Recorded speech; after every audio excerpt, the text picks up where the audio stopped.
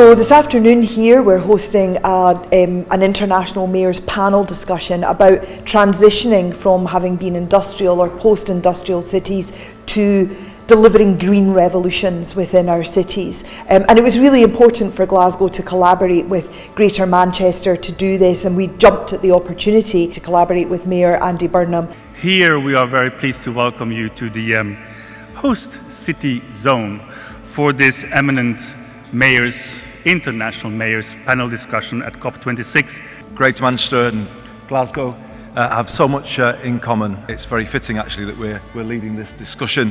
One of the cradles of the Industrial Revolution, still contending with but overcoming the legacies of our post-industrial past, and a city that is offering the world solutions to the urban challenges of sustainability. Glasgow and Manchester, our pasts, our presents, and indeed the visions that we have for our future, coming from a heavy industrial age, the engines of empire, benefiting from that, but then when that age ended, really suffering from deindustrialisation as well, and our re-emergence through culture and the arts, for example, but now through having a real vision for a just transition to a new low-carbon, net zero economy that will actually centre the well-being of people and planet. And that's the migration into cities and the fact that we need to do something as a solution to the additional pressures that will be put on the infrastructure. We will be carbon neutral.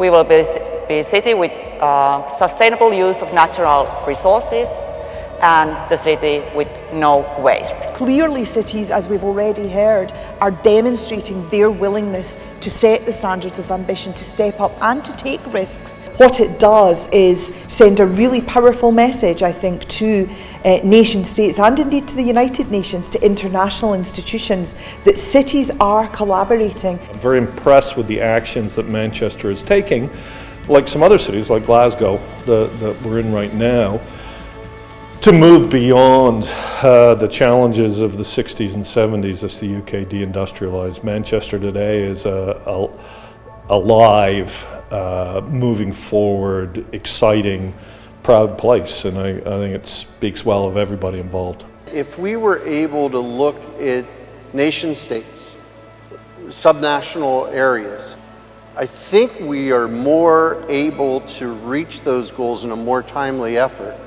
than what federal governments could ever be able to do. I think cities are going to have to grab this thing by the scruff of the neck, because we know it's the only route to prosperity for our residents. It's the only show in town, really, and we're going to have to make it happen and make it real and put the energy into this drive to net zero. And Manchester is taking leading initiatives, particularly on transportation and buildings, to help people with moderate incomes, for example, address fuel poverty by ensuring that their houses and apartments and flats use far less energy, so they save money, by making sure that public transport is actually public and meets the needs of people, and by working on a clean air zone. It's bold, 500 square miles of a clean air zone. It's quite amazing, but really important. The project that we are bringing forward is the building of Britain's first carbon neutral public transport system. So in Greater Manchester we have one of the largest tram systems in Europe. Already it runs on renewable energy, and the plan over the next decade is to effectively bring all of our buses into that system and electrify them all and run the whole thing on renewable energy. As mayors of capital city governments, as we've heard already, we play a critical role. We're the level of government closest to our communities' lives, closest to their aspirations for a sustainable future, and we have the brains and the brawn to make those aspirations a reality. You understand what is it? This project, it is a huge project when we change everything. We change the quality of life of the citizens, so we put the new infrastructure. We can't change and protect climate without citizens and without businesses. It feels to me that the baton has got to come to us whatever happens, because I don't feel enough energy is there, if I'm honest, at the national level. It's not connected enough to real people. Since 2020, Barcelona has a low emission zone because schools are the place where kids and families spend most of their time, and so we need to make this space are safe, non-polluted. Transport is going to be one of the most important things for mayors to deliver in the 21st century.